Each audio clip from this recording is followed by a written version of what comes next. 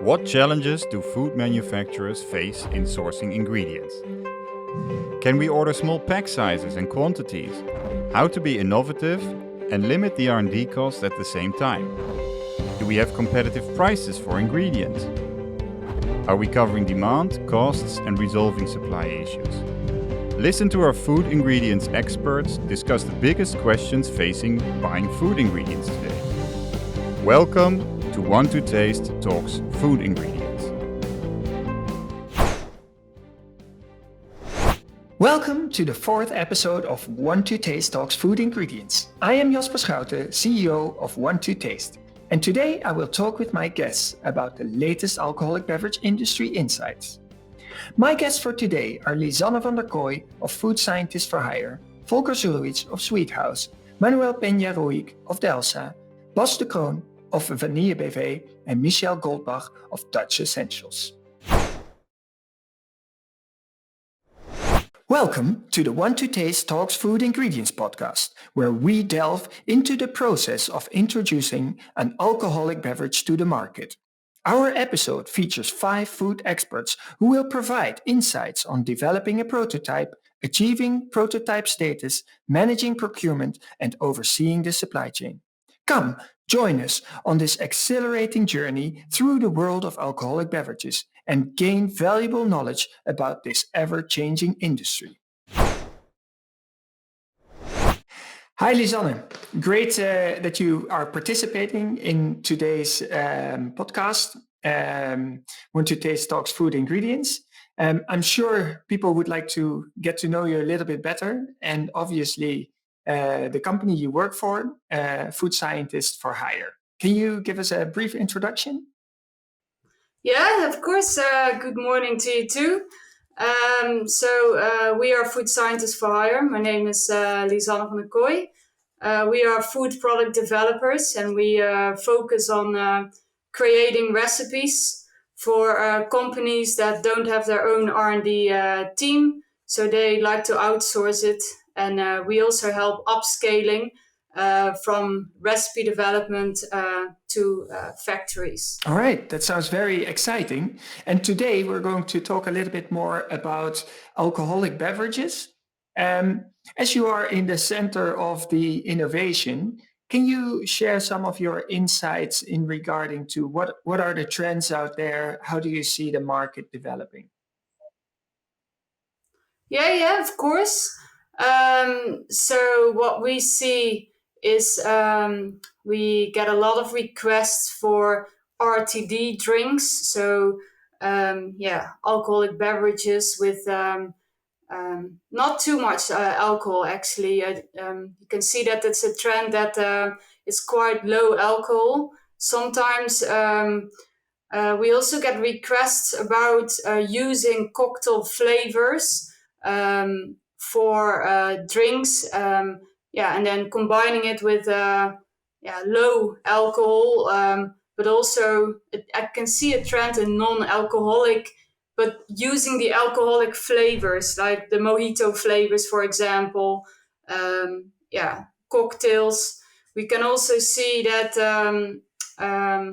there's an interest for the mixers. So, for example, syrups, that is already the concentrate for the drink, and people can add their own sparkling water and combine it with vodka, and they can basically adjust the alcohol percentage themselves, because sometimes people want a lower alcohol percentage or higher or nothing at all, but still have the flavors from cocktails, basically, like I mentioned before, mojito. But also it doesn't always is like a syrup format for the mixers, but also powders. We can see that people have to mix the powder in their own drinks and prepare it. But also the RTDs, so in cans, and using like already drinks, for example, Lipton iced tea, but make it alcoholic. We can see that. And if I think beer and wine is still the most common alcoholic beverage.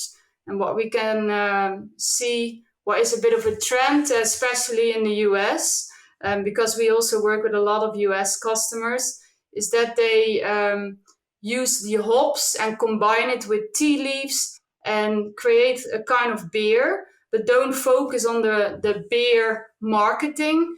But it is an alcoholic or like a replacement drink for alcoholic drinks, but they are not. It's not the usual process how an alcohol-free beer is made, but using what I mentioned before: tea leaves, hops, and create a kind of beer flavor.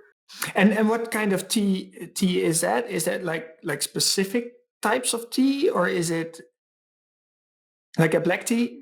Yeah, it can be just the regular tea leaves, and together with the hops, you can create like a berry flavor. But it can be black tea leaves. It really depends on what the customer wants. But obviously the hop also gives a really berry flavor. Yeah, so that's really quite interesting. Yeah, and also we've been working on our own real brewed ginger beers with really the quality ingredients, because people really like to use obviously natural, but good quality, and if it's possible local as well. That's obviously a trend already happening for the last couple of years, but it's almost a normality that that you don't use any artificial ingredients, but focus natural, if we can, organic, local. That's like a thing. Yeah. And these brands that make this hop tea, because I'm quite fascinated by that actually. That make that combination. Are those typical breweries, or are those more beverage companies that want to take some of the brewery market?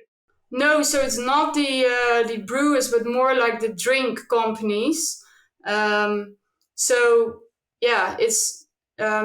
it's therefore not really focused on an like, it's not a beer, but they market it more like a hop and tea drink, and then it's not like it is the usual looks of a beer, but it's more the beverage companies. Okay, and it's low alcohol containing, eh? And low alcohol to you is like 4 or 5%, or is it lower than that? Okay, there's no alcohol at all. No. So the brews, the hops and the teas, there's no alcohol at all. It's really like how you make a tea basically. So there's no alcohol at all. But the RTD drinks that's another side. We've had a couple of projects that, RTD, so cans, and combining, like the usual flavors, for example, Lipton iced tea, and make that into an alcoholic kind of drink. Yeah. Okay, so if I can summarize a little bit, eh? So on the one hand side, you see there's some interest in like cocktail mixes, eh? And then on the one hand side, you have the RTDs, but you also actually have these syrups, and I can see these syrups are used for at home, for people at home. Determining themselves the alcohol percentage, and can play around with those syrups. And then there is a trend of actually non-alcoholic, but trying to grab market from the alcoholic beverage for non-alcoholic, right? And there you mentioned the hops and the tea. I'm really going to look this up, because I'm quite fascinated about what you just told us. Because I never saw it, so it triggers me. What we typically see on the Want to Taste platform is that that a lot of brewers are using juice concentrates and flavoring to create new trendy products in the market. but also in the energy drinks or in the natural drinks. We see some movement where people are using new flavor types or concentrates to create new developments. So it's actually more or less in line with what you're saying. I think it's super great what you guys are doing, and must be a super nice job to be always in the center of innovation. And I really admire the work that you guys are doing. And basically, we come to an end. But if there's one last thought that you would like to share before we close, what would that be? Well, that's yeah. I just think that the innovation doesn't stop. So we see that people are looking for new things, different products, and yeah. So innovation always keeps happening, and I think it will still happen in the future, which is obviously good for us to see all the trends and yeah, good for yourselves as well, I guess. So yeah, that's my last yeah, my last thing to say. Well, thank you very much, Lisanne, and we'll for sure be in touch. I hope to see you, hopefully, also in future episodes, coming back and sharing these great insights. Thank you very much. Yeah, thank you very much. Hi, Volker. Thanks for being in our podcast, Want to Taste Talks Food Ingredients today. Maybe good to give you a very quick introduction of yourself and of Sweethouse, the company, your company. Yeah, Jasper, hello. Nice to see you. And hello, I'm Volker. By education, I'm a beverage technologist. Studied this long years ago, ended in '84, and then started in the industry, first with wild flavors. After this, I worked for Sunrise and for Cargill, Celanese, all in leading positions. And since 2017, I have my own company together with a partner, with Jochen Bonczyk, who might know Jochen. And so we are busy in this field of sugar replacement and in initiatives of sugar reduction in many food areas.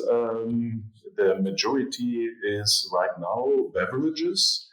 So alcoholic beverages, but as well non-alcoholic beverages, mainly non-alcoholic, I need to say, because we have the situation that in alcoholic beverages, in spirits and liquors, sweeteners are not allowed to use, but in mixed drinks, these are, or B-mix drinks, shandies, this is a classical application where we can bring the full strength of our products to the market.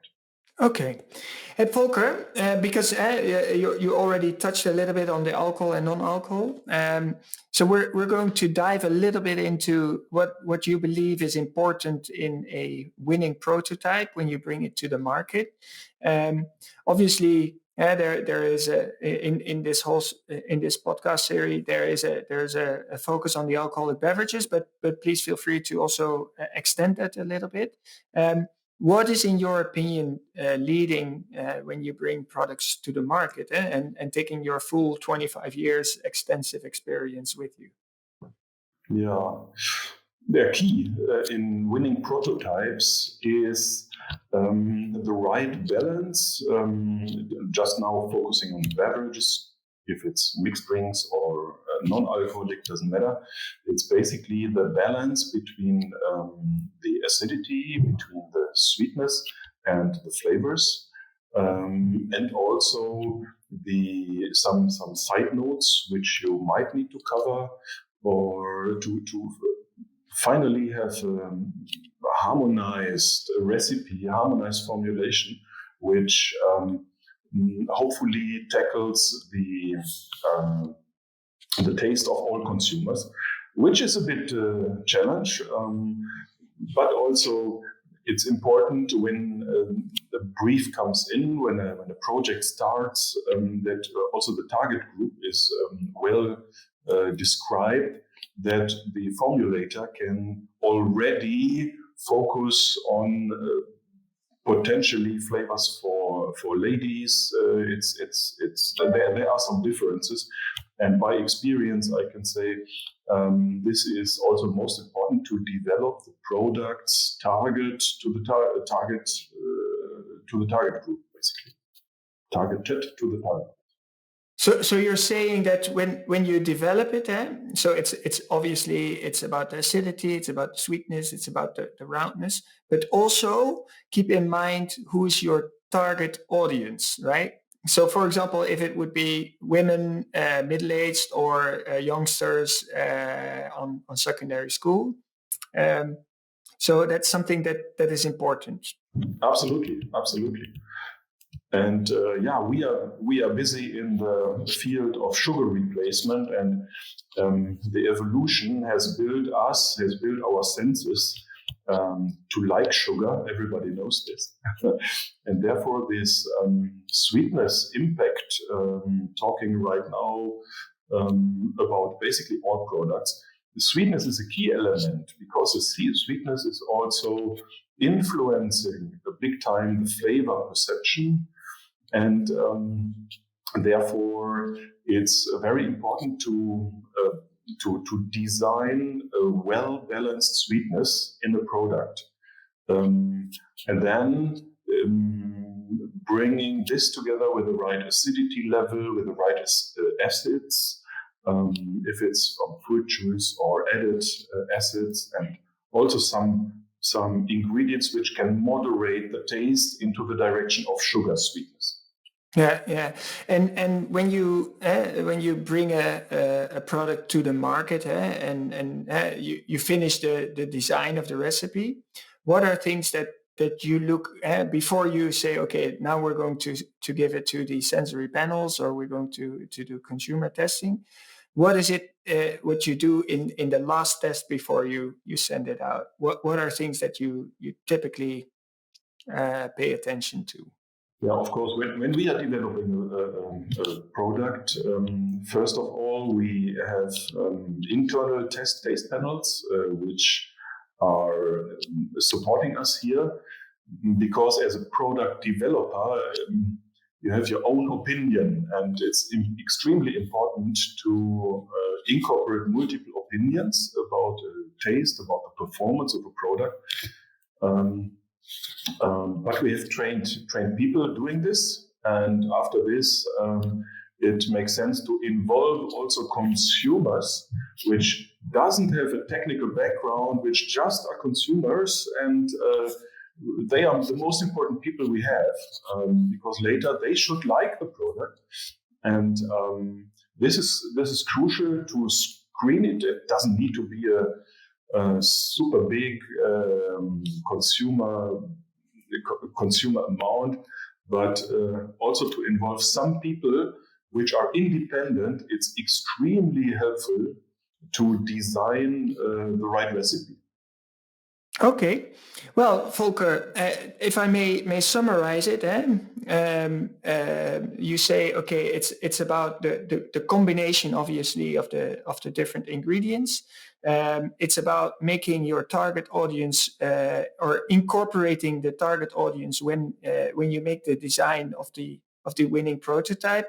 But it's also, before going to market, have your internal taste panels, or maybe potentially external taste panels, to evaluate together, because you as a developer is only one opinion and might not be the fitting per se with the target audience.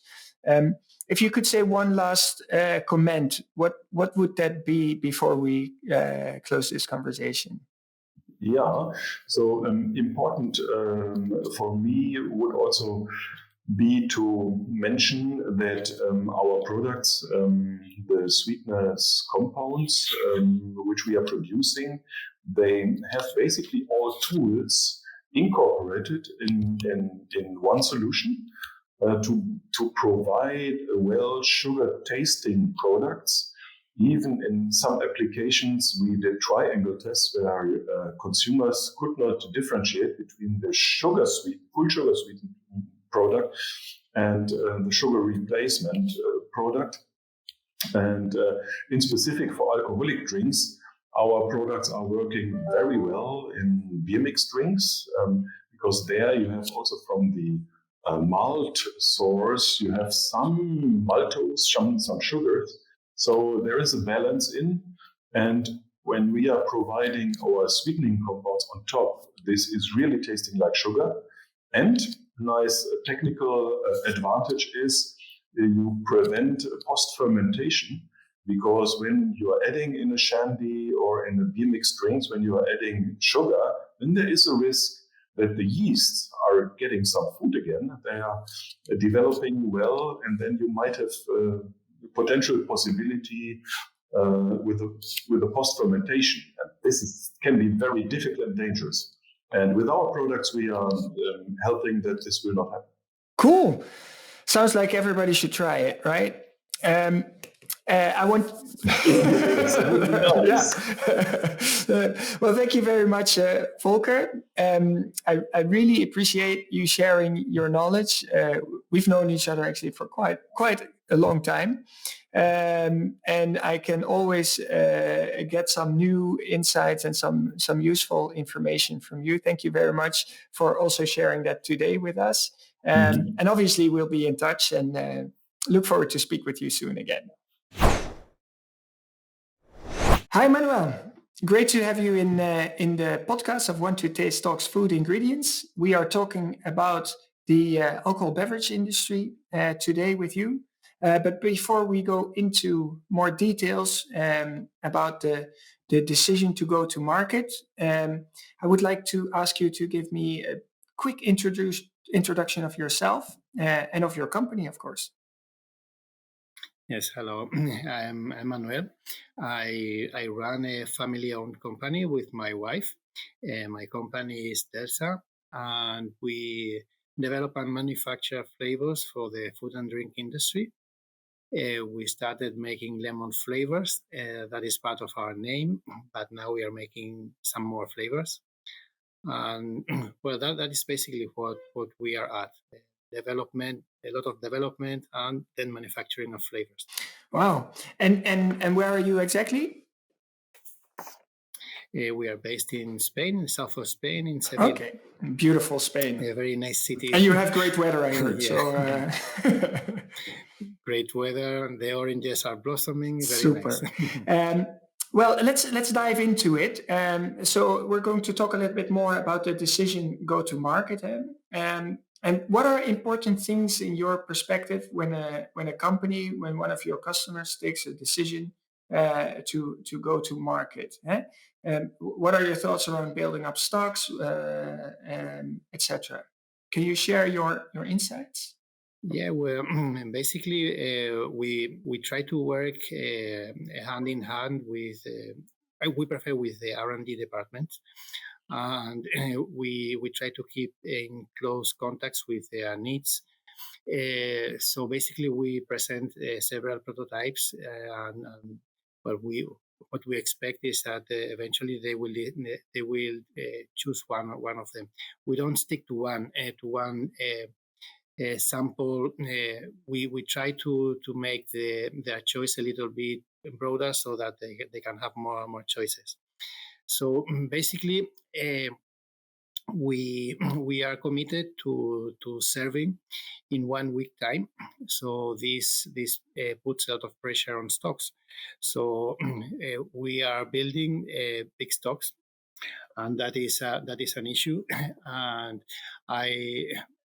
up to now, even if it is an investment and it is a big investment, I think it's paying off.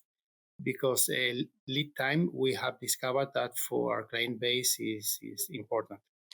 I think that I very frequently mention that for the online business, lead times in the B2B is still a big challenge because the industry by itself, the ingredients industry, is used to have very long lead times, right? So that's That's interesting that you decided to build up your stocks, right? And to be able to deliver on I think a week is very acceptable in terms of lead time. But what is it that made you decide to take this route? And if you would look at your customers, what would you advise them? Would you advise them to do the same, or what would be your advice? Well, precisely, we are doing this, and the selling point that we are trying to put forward is that if we keep the stock, then our clients will not have to do the same.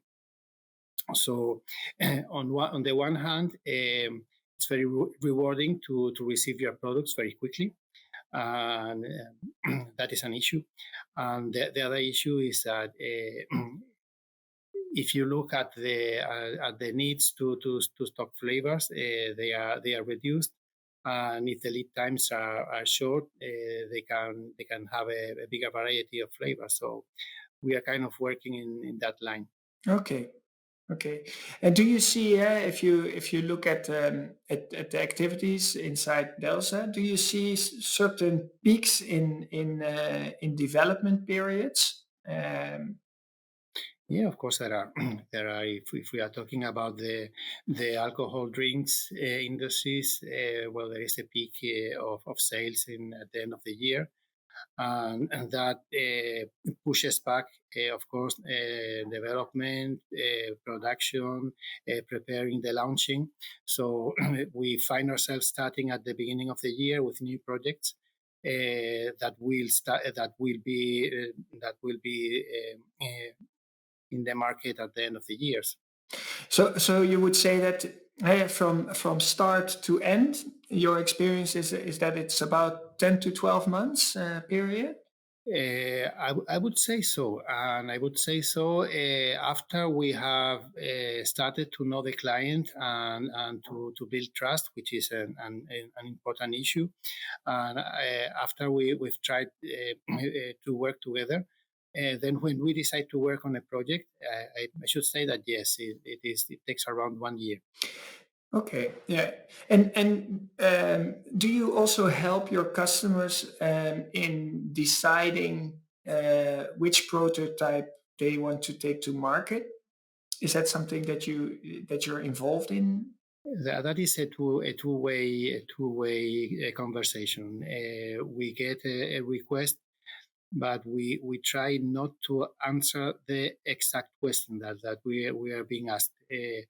If we have alternatives to the problem that they are trying to solve, or the launching that they are going to do, we try to give alternatives. But also we make suggestions, because since we know about trends, we try to give our opinion of other products that might work well. And sometimes you get a surprise that eventually some of the products that we've offered that were not initially requested are the ones that are going to be launched, that are going to be incorporated into the new products. Wow. So and basically, you're saying that the process in your experience takes about 10 to 12 months. Your company can guide them along the way, and can support them with different inputs in trends and in potentially probably also some tasting exercises. What if you now sit on the chair of your customer, what are his major challenges that he has? What for the small and medium-sized enterprises, which is our the one to taste typical customer? What are their major challenges, do you think? I would say that there are a couple of challenges. One of them is getting things right. When you serve a flavor and it's the right one, they say, "Whoa, this is what I was looking for." Maybe they didn't know at the beginning what they were looking for. They didn't have the exact image, but once they get one that fits, that opens a window. So that's one thing, and the second issue is trust and reliability. We have to do it right the first time, but we have to continue doing it all along the process, and eventually this becomes the most important. You do it right the first time, but then you have to keep the momentum. Yeah, yeah.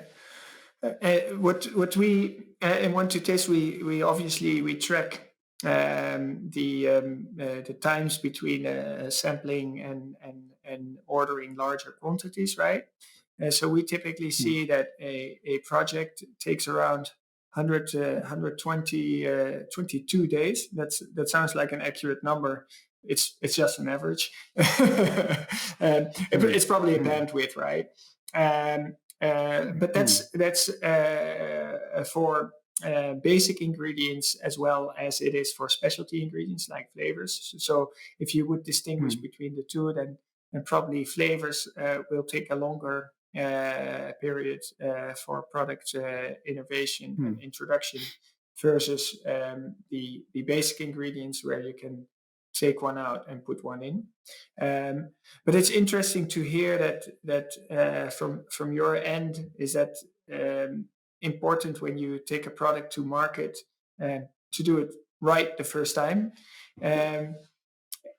It sounds easy, but maybe as a last thought and to wrap things up, what is doing things right the first time? What is the key under that message? You have to spend some time in your development department, in the formulation. Sometimes you get asked questions. They say, well, does your lemon flavor smell of lemon? And you say, well, this is kind of obvious. It should be obvious. But then you go back to your lemon and you smell it and say, well, does it really smell of lemon?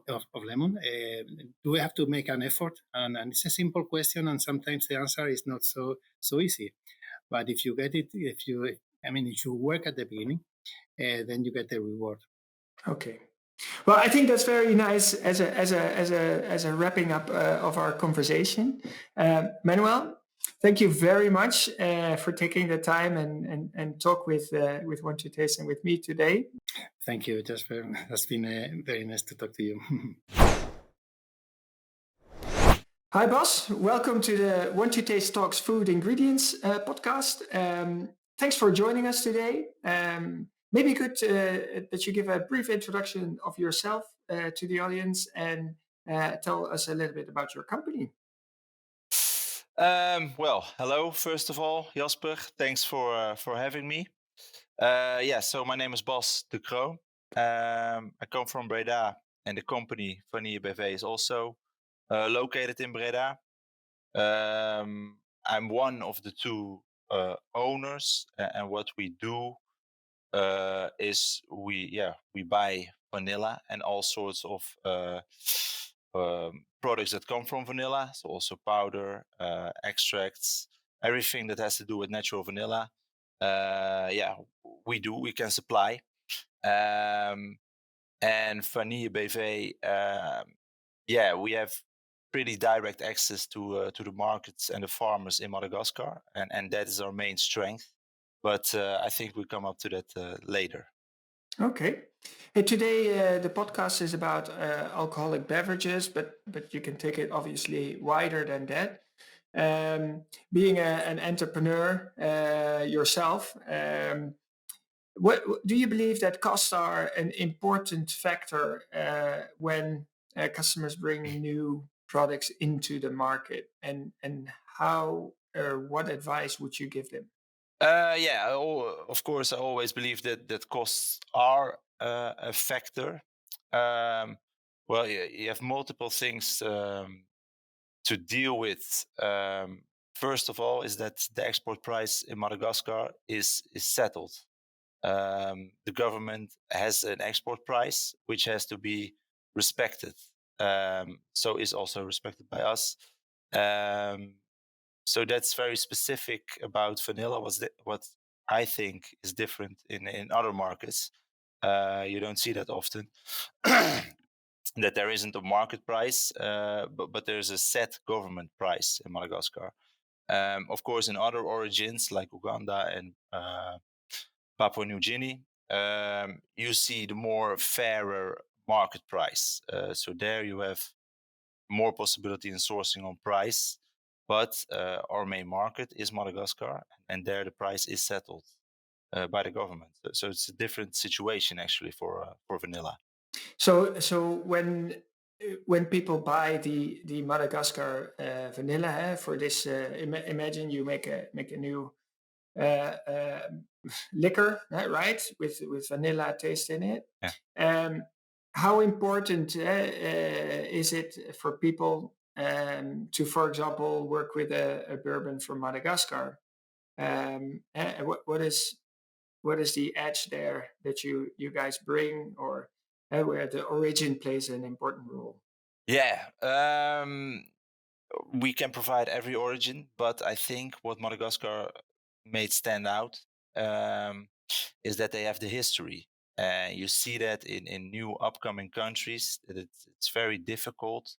Vanilla has a very sophisticated process with multiple steps, which you see in the praktijk, which is really perfected in Madagascar, and where upcoming countries struggle really with the fermentation, with the harvest, and it's all very delicate processes to make a good vanilla bean. And I think Madagascar controls that because they have the history of over 100 years. And that's also the philosophy of Vanille BV, is that we go for quality. We're switching to fully organic, and we always aim for the highest vanillin percentages to really source on that kind of beans, that kind of batches. So I think the quality of a bean makes the end product, and that's why we also have this philosophy. So if I may recap that a little bit, so you can look at cost, and if you want to buy from Madagascar, okay, there's minimum set price requirements or set prices, but at the same time, you said if you want to go for quality, then the vanilla beans from Madagascar, they have the right quality and they have the right experience because they've been doing it for over 100 years. Yeah. And is that maybe, if you would take it a little bit wider, I mean, for sure there's multiple ingredients in the new product. Would you say that you should first go for quality and after that look at pricing? Yeah, that's our philosophy, because the pricing is set. With Madagascar, you always know you have the right quality, you have the best end product with the highest vanillin percentage. That said, of course, the upcoming countries are really making steps in terms of quality. For example, Uganda is really an upcoming country, so we're really also looking into that. But with Madagascar, you always have a same, or it's never the same because it's a natural product, but you have always an outstanding bean, and with that also a good end product. Yes. Yeah. Do you see specific challenges in the coming years in respect to the pricing of vanilla beans? And well, the upcoming countries, of course, they aren't bound to the set price of Madagascar, which also pressures again the government of Madagascar. Also, find Madagascar is a very how do I say this? It has a lot of nature problems, a lot of hurricanes, which can impact the crops. With that, the supply, and which makes the price go up.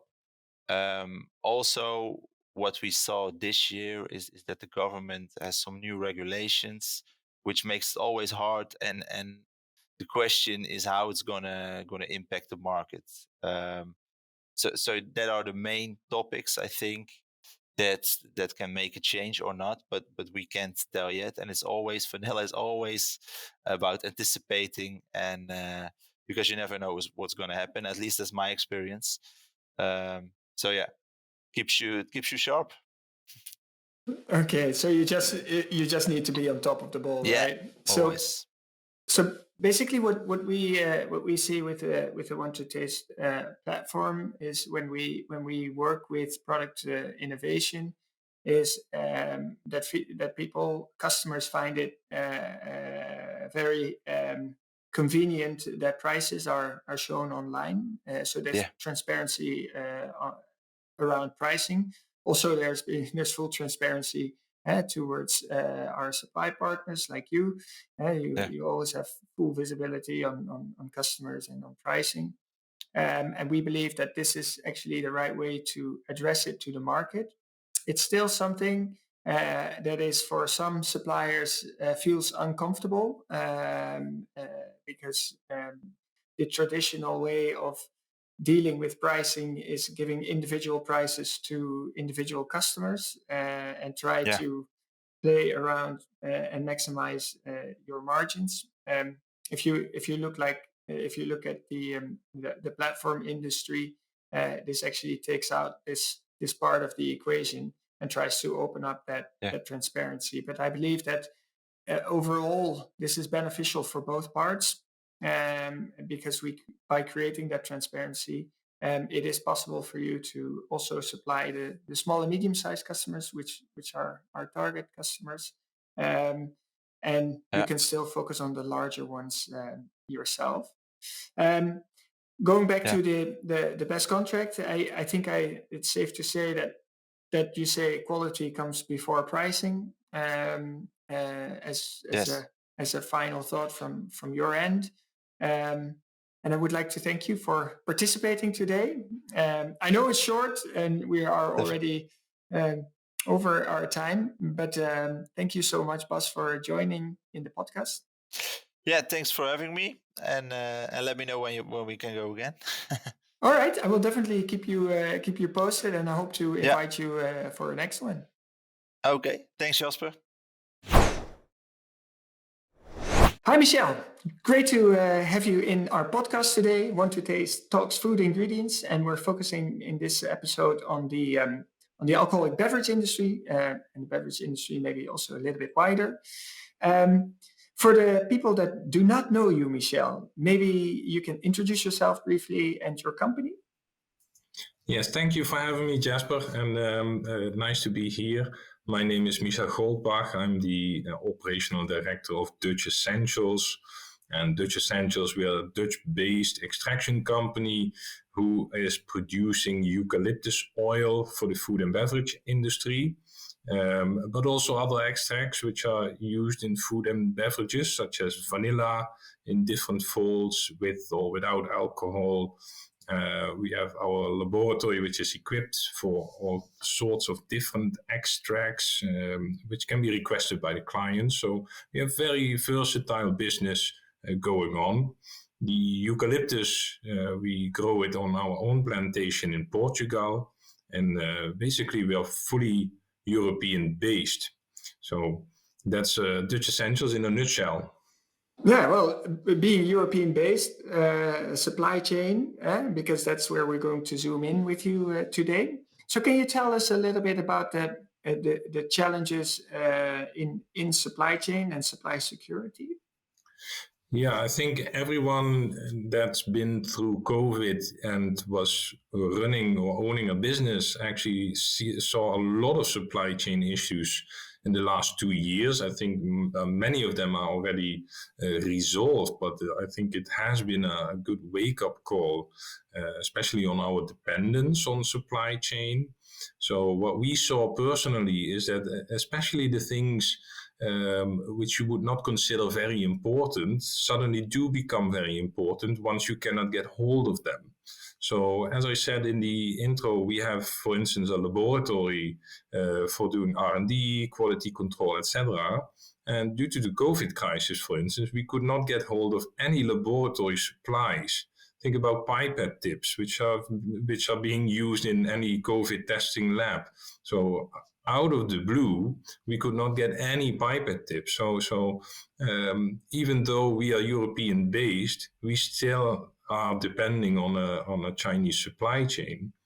On the other hand, we started our business not just before COVID, and it was actually rather slow for us to get started because we are European eucalyptus oil manufacturer, which is, of course, we differentiate ourselves in quality and certification, but our main competitor is China.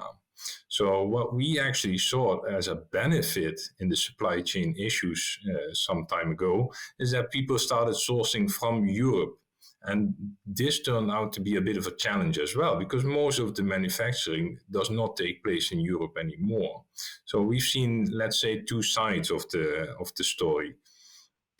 Yeah. Do you sometimes also promote the fact that because you're European, your carbon footprint is probably also lower? Yes. Which also helps in sustainable. Yes, yeah. So what we notice, of course, there's quite some market trends. They seem to change every year, of course, and we also go along with that. So we started out basically with our certificates of quality. Of course, we started with kosher, halal, FSC, organic. But now you see indeed a large trend in carbon footprint, carbon emissions, etc. So if we compare our carbon footprint to, for instance, oil, which is being imported over the oceans, huge cargo ships, of course, our footprint is much, much lower. So yes, this is something we do use in our conversations.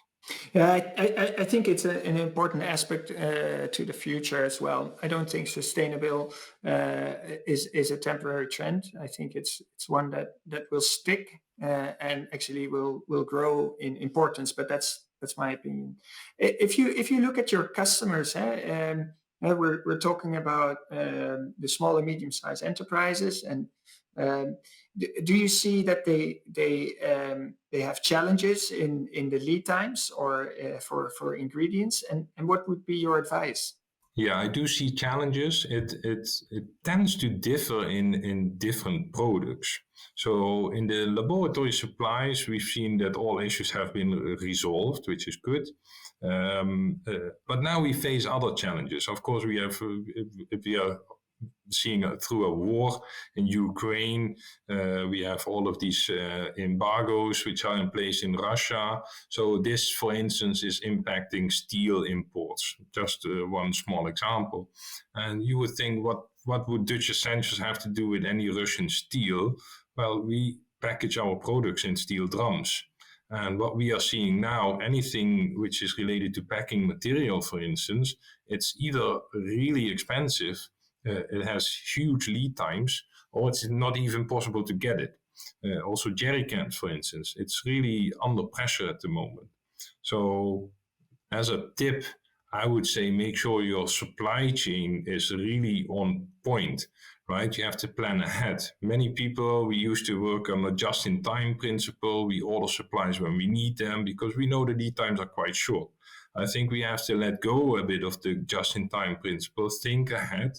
It means you have to do a bit more capital investment, but it's better to do this capital investment than to have your customers waiting. And that's something that we like to do. Is we don't like to keep our customers waiting. We like to keep the lead time short. We have a bit of supply here. We have some stock. This is for our account, and the customer should not notice this. Yeah.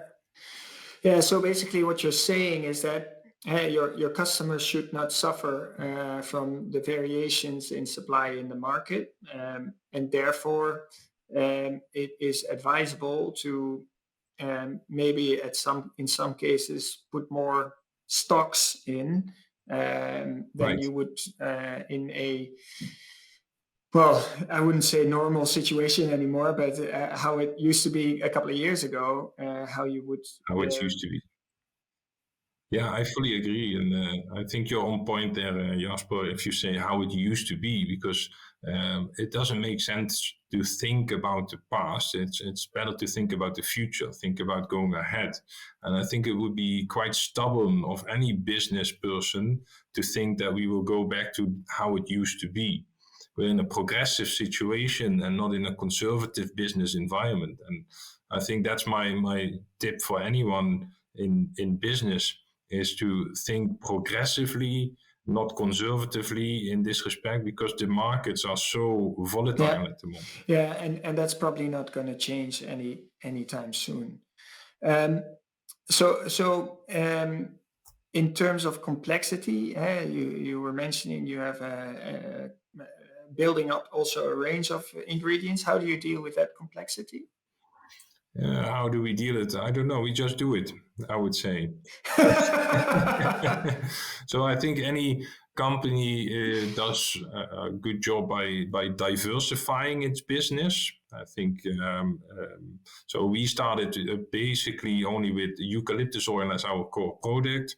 Later, we noticed, because we are working with highly educated staff, they're all laboratory chemists, organic chemists.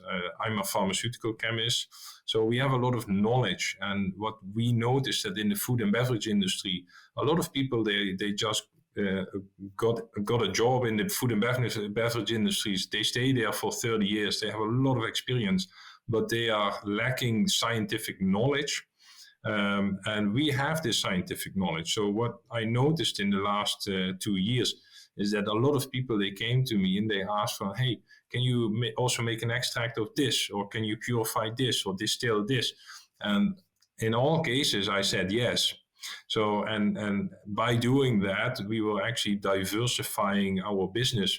And now we are not saying we are a eucalyptus oil manufacturer, but we are a company who has an expertise in distillation and extraction. And whatever you want to have, we can make it for you. So, and I think also that is a bit the progressive nature that I'm thinking about in this current business environment. Not to have one most valuable product, but just diversify. And if it's in your capabilities, why would you not do it? True. If you have the equipment and if you have the knowledge, then there's nothing that should hold you back, right? I need to come to a conclusion. Michel, how I wish to continue, but it is unfortunately time to wrap things up. Can you give us one last final thought on the supply chain subject? Yes, I would say don't assume that we are going back to how it used to was. Adapt to the new situation and go along with it. I think that's the best tip I can give. All right, I think that's a very useful tip and one I certainly underwrite. Thank you very much, Michel. It was a pleasure to have you here in our podcast today, and we'll absolutely be in touch, I'm sure. I'm sure of it. Thank you very much, Jasper. We've reached the end of today's episode of the Alcoholic Beverage Industry Insights podcast. We've acquired valuable knowledge on the process of introducing alcoholic beverages to the market and examined the current ingredient trends in the industry. We extend our gratitude to our 5 food experts for generously sharing their expertise and insight. Stay tuned for our upcoming episodes as we continue to explore the world of food ingredients. This was Want to Taste Talks Food Ingredients. If you want to know more, check out our website.